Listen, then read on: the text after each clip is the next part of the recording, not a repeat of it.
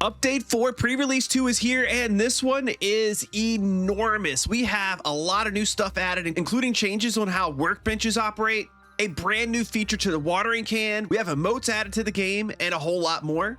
So let's go ahead and hop straight in. And let's start out here with some avatar and cosmetic changes that have been made to the game. So first of all, now the player avatar will actually look at the camera when you use the third person camera perspective that faces towards your character. Before they used to look down, now they look straight at the camera, which is quite nice. Also, it says that your avatar will animate differently when falling from a great height. Okay, you see the kind of arms and legs will sway around as you fall down. So cool little added thing.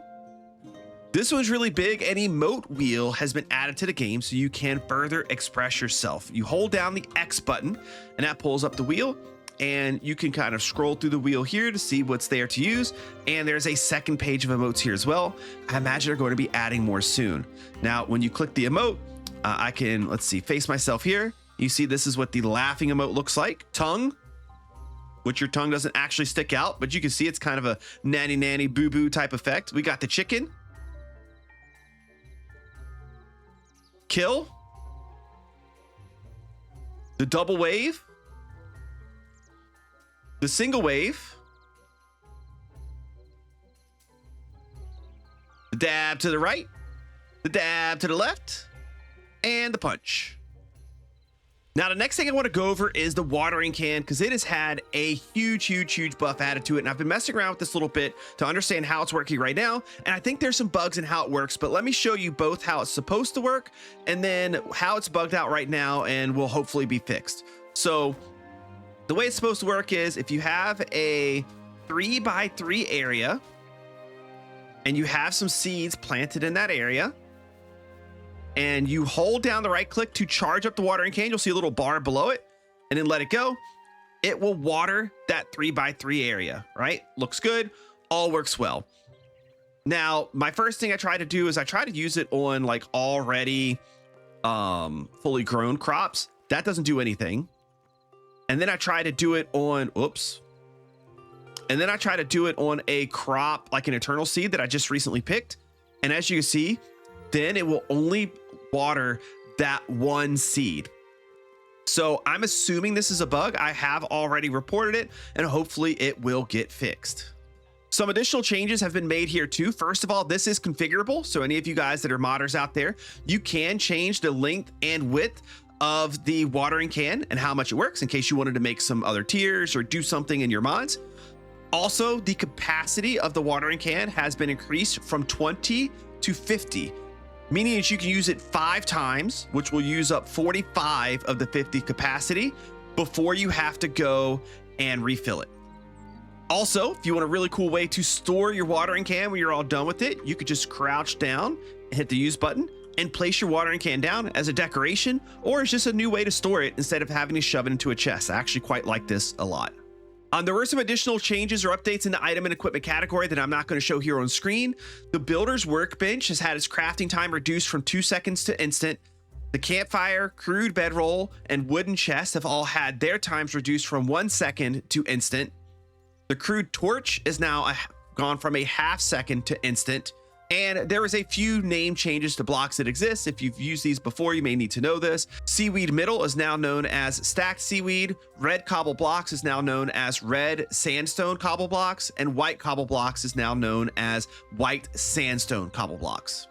Okay, this next one is a huge one, and it has to do with your workbenches. Mostly the furnace and the salvaging bench, I guess, kinda, but more the furnace and the tanning bench, okay?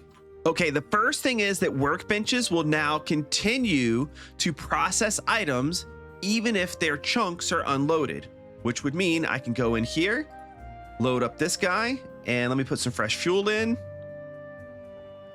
Turn this on. All right, we have all of those on.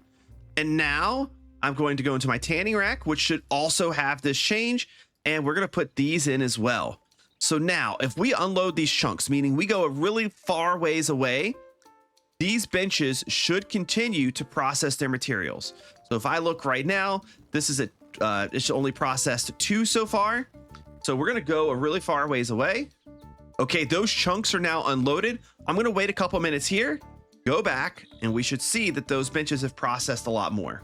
Okay, it has been a few minutes. Let's go ahead and head back to base and let's see what it looks like. There we go. As you can see, it continued to work as planned. Let's make sure the tanning bench worked as well. And it did. So any benches that can process things on their own will continue to work in this way when you unload the area. Another nice change that's occurred is when your outputs are full and you can no longer smelt or do something. Before, you'd have to take this item out and put it back into the processing station to make it work. That is no longer the case. I can just remove these, click turn on, and it will continue to smelt. This will be true of your salvaging workbench and your tanning station as well. But I didn't even get to what I think is actually the biggest thing yet. I'm going to go ahead. I'm going to fill this furnace up all the way, and we'll fill it with fuel as well. This one right here is game changing. It's so big, and you'll recognize this feature if you have paid attention to how it works for your crops that are growing. And let me see if I can explain. Let me set the time to be nighttime.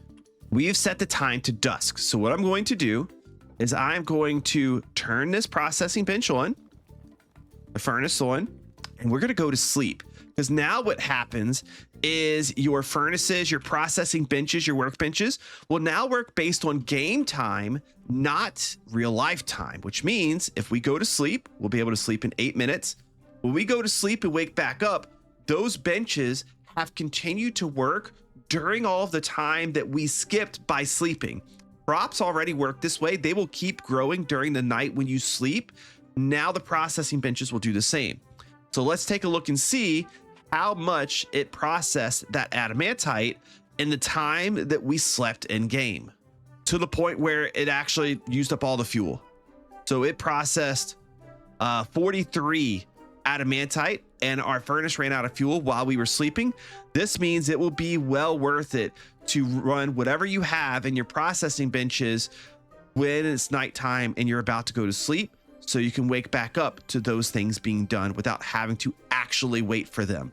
But also, when you go on adventures, you go out exploring, whatever, those benches will keep working as well, which will be really nice. Now some changes to some NPCs and encounters. First of all, the Skrill, which is this guy right here, he will now lay eggs. So you can take the Skrill back to your chicken coop and put him in your coop area, and he will lay eggs for you as well. Also, black and white wolves will now fight as a pack as opposed to fighting independently. So what you should see is when I aggro both of these guys, let me do a little bit of blocking here. What we should see is one of them will now like try to flank around you. These guys don't seem to be doing it. It might require some sort of like specific positioning. Also, when they're damaged or injured, they're supposed to run away now too. I don't see that happening though. So I don't know if this behavior just hasn't been updated properly or there's something I'm not doing right.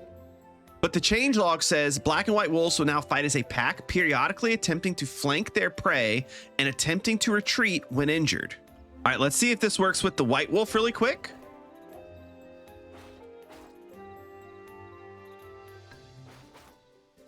Oh, look, he tried to go around me. Did you see that? Oh, yeah. Oh, okay. Yeah, see, they're trying to get to the sides of you. That way you can't easily block both of them. Let's see if we can make them retreat. Look, look, look. It doesn't fully flank around, but yeah, I like this. You can tell it's an added behavior. I wonder if I like, can I make him a little bit weaker? We're not seeing the retreat behavior, but we're definitely seeing the flanking behavior. This is just a, oh, look at that. Did you see that? This is just a sneak peek at some of what the Hytale team intends to do with mob behaviors. They're going to eventually be a lot more complex, kind of like this, with all mobs or most mobs in the game. Also, discovering and recording memories should now play an audible sound. Let's see if we can get that. So let's discover memories. Let's click restore one memory here. Did you hear the sound? And when we discover, let's see what happens. Yeah, you hear that little sound? It's a way to let you know that you've discovered a new mob. And then when we take those back here,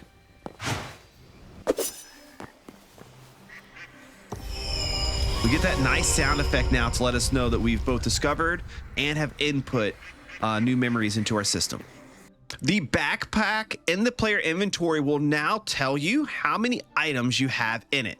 So right now it says that we have 8, and it's talking about slots that are occupied, not total number of items. As we take items in or take items out, you see that number changes. This will be nice for when your backpack's not open. Maybe you are in a chest menu and, oh, it doesn't tell you here. I feel like that's the time that I would want to know. So maybe just a little piece of feedback to the team. That's when it would be nice to know is, oh, I have stuff in my backpack. I can't see it. Because when I'm here on this screen, for the most part, I already know because this is usually open. If it's closed, it is nice to know that there's things in there. But yeah, we'd definitely love to see it here as well. I wonder if we see it when we're in a bench. Nope, we don't see it inside of the benches either. So definitely something I would like to see it show there as well. Okay, so here's a big one that didn't work right before. Let's see if it works now. It says all half blocks should now stack correctly and drop the correct number of items when broken. So if we place one here, look, it does work. It places 2 on top of each other. And then if we break it, should get 2 back. I go from 31 to 33. Yes, okay, nice little change because this did not work properly before. Also, there is an issue brought about by update 3 where tamed chickens did not recognize the coop and lay eggs. This has now been fixed, so your tamed chickens should now properly lay eggs inside of the coops. There was a nice bug in the game previously where your mounts could infinitely sprint in water as opposed to they can't infinitely sprint on the ground. This was just a bug, and this has now been fixed. So if I hold down the sprint button in the water, you see my mount's stamina does go down. This was our best way, and it still is your best way to get across water quickly until boats are added, but that particular bug has been fixed. Another bug fix in the game is decayed soil that used to be farmland and is no longer farmland will now properly update. What used to happen was if you had a piece of decayed soil and then you went to like hoe it to make it farmland again, the piece beside it would then change to the decayed soil because it actually already had changed to that, but the game hadn't updated the block yet. So that block update now happens on its own. So when you look at your farmland, what you see is actually what you get now. Another big bug fix that I will bring up has to do with this guy, the ancient gateways. It used to be where if you go into the gateway too soon, it actually won't load the world, the area that you're trying to go into, and it would essentially break the portal, make it useless, and you would lose the crystal that you put in. Now, I'm not quite sure if that still happens yet. I guess we can find out really quick. If you go in too soon, will it bug it out? But if it does, if you don't go in, you will now get that crystal back. And we're going to try to test 2 different things here. I'm going to put the crystal in. I'm going to try to go in right away to see if it still crashes the world. Okay. Oh, look, it actually worked. It let us go in. It did not crash the world. And another thing I want to see is, will we get the crystal back if we just don't go in? If you wait here for a little bit, the portal does time out. And you used to lose your crystal for that. So I want to see if that's still the case.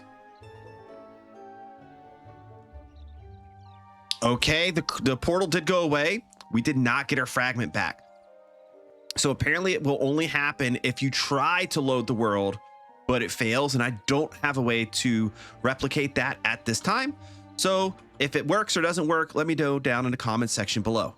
And as far as the pre-release 2 updates go, there are a lot of other patch notes as well. I will be scrolling those on screen now for you. There's patch notes for the creative tools and modding, which I don't really deal with a lot, so I didn't want to talk about those, but those are on screen for you now. And then bug fixes as well. I went over the important ones that I saw, but there's a lot more bug fixes that may be affecting you that you should take a look at in here as well. I appreciate you guys watching today's news video. If you enjoy these news updates and you want to see more Hytale content, whether it be news, live streams, let's plays, SMP play, tutorials, guides, and more, make sure you subscribe to the channel. I greatly appreciate it. Click the like button on this video so more people get to see it and share it around. If you see this in time, please know that I have a streamathon starting on March 3rd. I would love it for you guys to come and attend. Just hang out for a little bit, come chat. We'll be talking and doing everything Hytale there. And make sure you use code PROW8413 anywhere you can use a code inside of Hytale, including with servers that you play on. Thanks so much for watching today. It's time for me to hightail it out of here, and I'll see you next time. Bye-bye.